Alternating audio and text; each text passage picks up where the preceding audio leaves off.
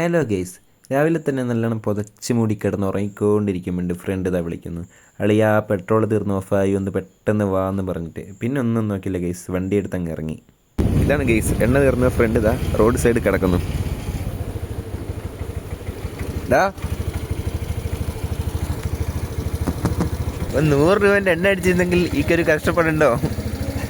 വാ കയറ് കയറ്, എണ്ണ വാങ്ങി തരാം ഗെയ്സ്. ഇത്രയും പൈസ കയറ്റാൻ ഉണ്ട് വണ്ടിക്ക്, ഒരു 100 രൂപേൻ്റെ എണ്ണ അടിക്കാൻ വരെ പറ്റത്തില്ല.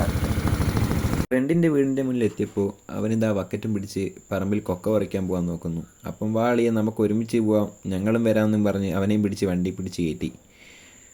ക്യാമറ കണ്ടിട്ട് രണ്ടും കൂടെ നാടൻ കൂടി കളിക്കുന്നതാണ് ഗെയ്സാ കാണുന്നത്.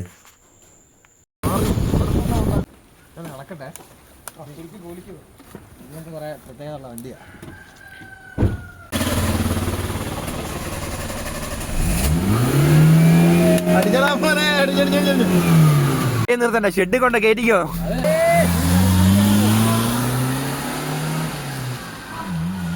അങ്ങനെ കാറൊക്കെ കൊണ്ട് വീട്ടിൽ കയറ്റി ഞങ്ങൾ മൂന്നാൾ നേരെ പറമ്പിലേക്ക് ഇറങ്ങി, ബക്കറ്റും തോട്ടിയൊക്കെ എടുത്ത്. എന്തായാലും ഇന്നത്തെ ദിവസം ഉറക്കം പോയി, പിന്നെ ഇങ്ങനെയെങ്കിലും ടൈം പോട്ടെ എന്ന് കരുതി. ഗയ്സ്, കിണറൊക്കെ വെള്ളം കൊണ്ട് കവിഞ്ഞ് ഒഴുകി. ഇത് അതേപോലെ തന്നെ ചെറിയൊരു കുളമാണ് ഗയ്സ്. ഈ വഴി എന്ന് വെച്ചാൽ മണ്ണിടിഞ്ഞ് കിടക്കുന്നത് മുള്ളം പോയ വഴിയാണ്.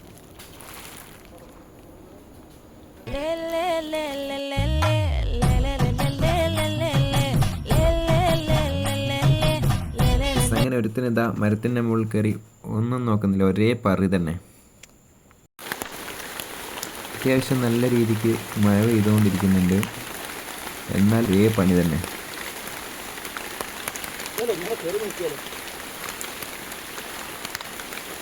അങ്ങനെ കൊക്കോവറയൊക്കെ കഴിഞ്ഞ് സത്യം പറഞ്ഞ ഇന്നത്തെ ദിവസം പോയതേ അറിഞ്ഞില്ല.